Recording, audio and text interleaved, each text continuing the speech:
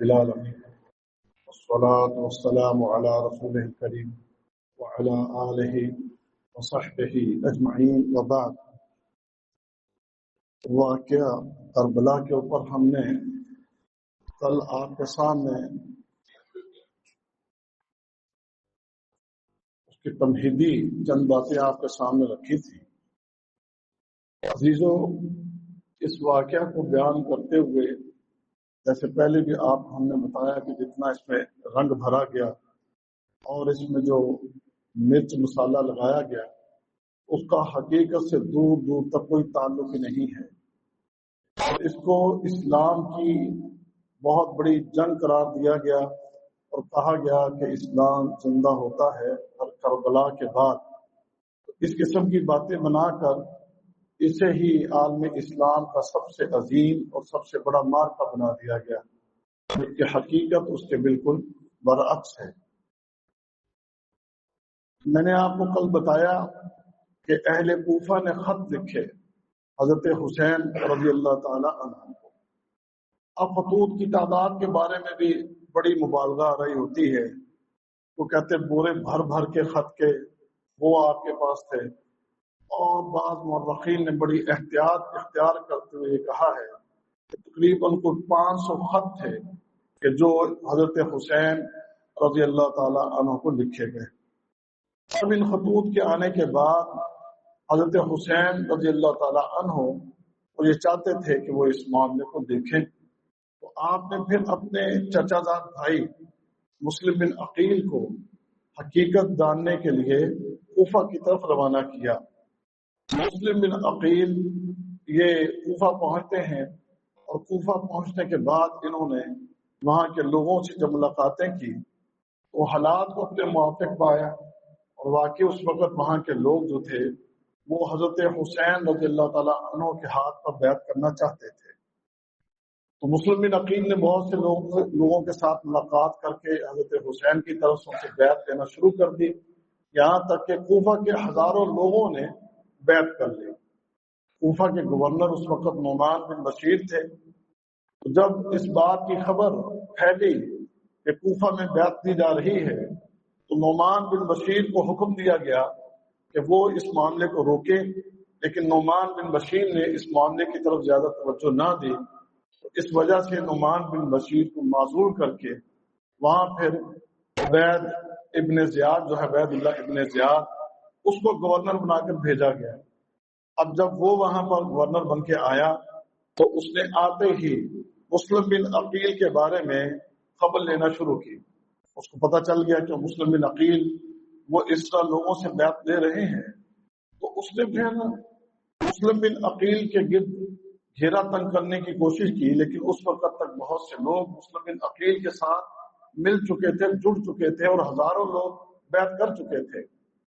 اب کیونکہ یہ اس بات کی تیاری کر رہا تھا کہ مسلم بن عقیل جو ہیں ان کو پکڑا جائے، گرفتار کیا جائے اور ان کو سزا دی جائے، تو مسلم بن عقیل نے اس سے پہلے ہی اپنے ساتھیوں کو لے کر اس کے گورنر ہاؤس کا گھیرا کر لیا، اور تقریباً 4000 افراد لے کر مسلم بن عقیل نے اس کے گھر کا جب گھیرا کیا تو عبید اللہ ابن زیاد نے اس صورتحال کو دیکھتے ہوئے کوفہ کے سرداروں کی طرف اپنے بندوں کے ذریعے پیغامات بھیجنے شروع کر دیے کہ اگر تم چاہتے ہو کہ تمہارے یہ گھروں کے افراد میرے ہاتھوں سے بچ جائیں اور ان کی گردنیں نہ اتاری جائیں تو ان کو اپنے گھروں میں واپس لے جاؤ. عبید اللہ ابن زیاد کا یہ پیغام گھروں میں پہنچا. گھروں کی خواتین پریشان ہوئیں، گھروں کے بزرگ بوڑھے پریشان ہوئے. اب وہ لوگ آ کر اپنے بچوں کو، بھائیوں کو اس بات پر آمادہ کرنے لگے کہ وہ مسلم بن عقیل کا ساتھ چھوڑ دیں اور گھروں کو واپس چلیں. ایک دن کے اندر 4000 افراد میں سے 30 افراد کو چھوڑ کے باقی تمام افراد کوفیوں کے واپس اپنے گھروں میں چلے گئے. تو مسلم بن عقیل کے ساتھ صرف 30 افراد وہاں پر باقی رہ گئے، اور یہ 30 افراد بھی اگلے دن اپنے گھروں کو واپس چلے گئے.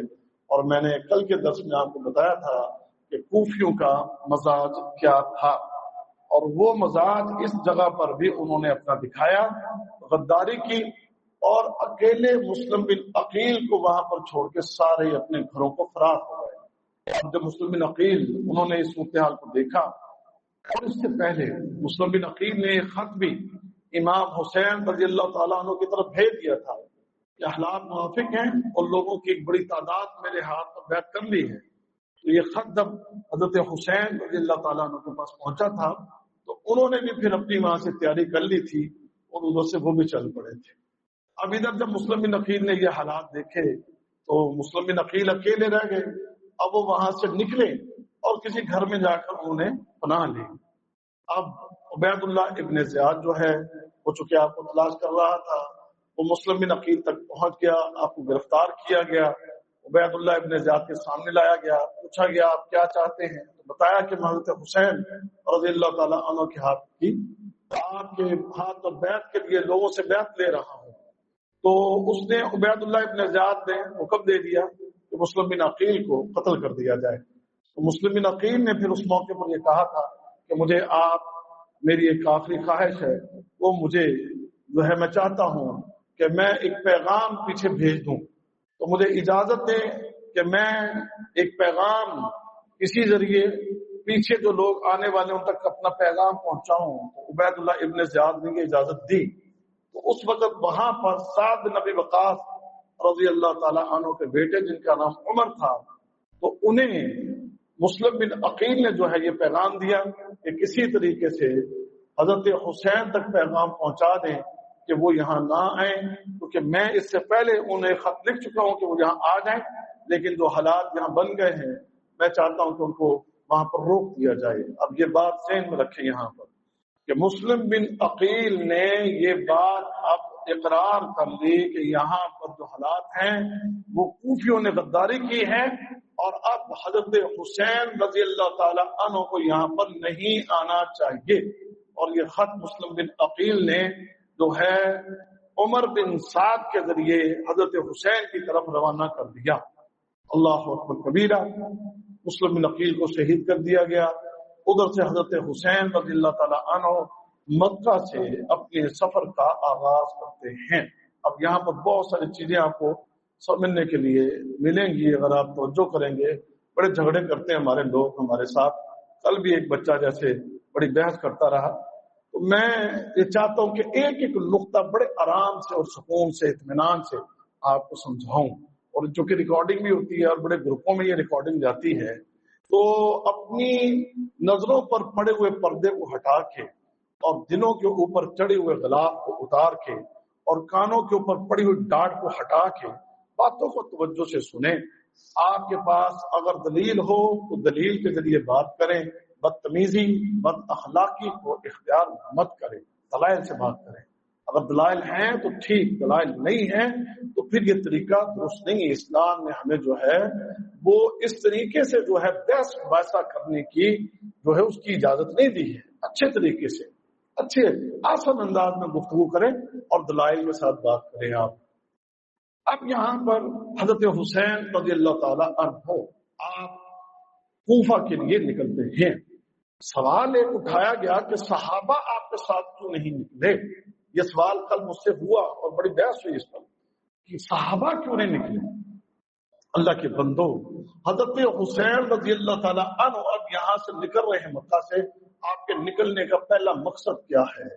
لوگوں نے بات بنائی تھی کہ آپ چونکہ نکلے اس لیے تھے کہ آپ نے اب جا کر سیدھا یزید کے اوپر حملہ کر دینا ہے اور یزید سے جا کر جنگ کرنی ہے، تو لہذا تمام صحابہ کو ساتھ نکلنا چاہیے تھا اور اس جنگ میں شریک ہونا چاہیے تھا۔ حضرت حسین رضی اللہ تعالی عنہ مکہ سے جو ہے یزید کے ساتھ جنگ کرنے کے لیے نہیں نکل رہے، بلکہ آپ نکل رہے ہیں کہ یہاں سے نکل کر کوفہ جائیں اور کوفہ میں جا کر لوگوں سے بیعت لیں اور کوفہ میں اپنی حکومت کو قائم کریں، اور پھر اس کے بعد اگلا کو مرحلہ ہو تو پھر آگے کو کام جو ہوگا وہ دیکھا جائے گا۔ اس نظریے کو لے کر جب حضرت حسین اپنے مکہ سے روانہ ہونے لگے تو اب اس وقت کے جو صحابہ مکہ میں موجود تھے وہ ان صحابہ میں بڑے بڑے نام عبداللہ بن عباس ہیں اور عبداللہ بن عمر ہیں اور عبداللہ بن جعفر ہیں اور اسی طریقے سے سعید خدری رضی اللہ تعالی عنہ ہیں۔ یہ جو جید صحابہ کرام وہاں پر جو موجود تھے، اب ان میں سے ہر صحابی نے آ کر حضرت حسین کے جب ارادے کا پتہ چلا کہ آپ کوفہ میں جا رہے ہیں اور آپ کے جانے کا یہ مقصد ہے، ان جید صحابہ کرام نے آ کر آپ کو روکا اور عبداللہ بن عباس کے تو بڑی سختی بھی کی، کیونکہ عبداللہ بن عباس جو ہیں کیا لگتے ہیں حضرت حسین کے؟ حضرت حسین جو ہیں وہ بھتیجے لگتے ہیں قسم کے حضرت عبداللہ کے۔ کیسے؟ عبداللہ بن عباس چچا داد بھائی ہیں کس کے؟ حضرت علی کے۔ جب وہ ان کے چچا داد بھائی ہیں حضرت علی کے، تو پھر یہ جو ہیں حضرت عبداللہ جو ہیں یہ حضرت حسین کے کیا لگے؟ چچا لگے۔ تو انہوں نے حضرت حسین کو روکا اور کہا کہ آپ کدھر جا رہے ہیں؟ آپ کو پتہ نہیں ہے کہ ان کوفیوں نے آپ کے والد کے ساتھ کیا کیا تھا؟ آپ کے علم میں یہ بات نہیں ہے؟ تو آپ جو ہیں آپ کیا کرنے جا رہے ہیں؟ کس لیے جا رہے ہیں آپ؟ تو حضرت حسین رضی اللہ تعالیٰ عنہ نے اپنا مقصد بتایا کہ میں اس لیے جانا چاہتا ہوں، لیکن یہاں پر اللہ اکبر کبھی سے عبداللہ بن عباس نے وہ آپ کو اس بات پر اتنی سختی کی، کہتے ہیں کہ حسین میرا دل کرتا ہے میں آپ کو بالوں سے پکڑ لوں اور آپ کو جانے نہ دوں، آپ یہ جو ارادہ کر رہے ہیں آپ کا یہ ارادہ بالکل غلط ہے۔ اور یہاں آپ سمجھ لیجئے عبداللہ بن عباس بھی آل رسول میں اہل بیت میں سے ہیں، جو عباسی ہیں یہ بھی جو ہے یہ اہل بیت میں سے ہیں، اور آپ کا چونکہ رشتہ بھی حضرت حسین کے ساتھ جو قربت کا ہے، تو آپ نے انتہائی سخت رویے کے ساتھ حضرت حسین کو روکنے کی کوشش کی، اور آپ کو کہا کہ آپ کو پتہ نہیں ہے کہ کوفہ والوں نے آپ کے باپ کے ساتھ کیا کیا؟ آپ کو پتہ نہیں ہے آپ کے باپ حسن کے ساتھ کیا کیا؟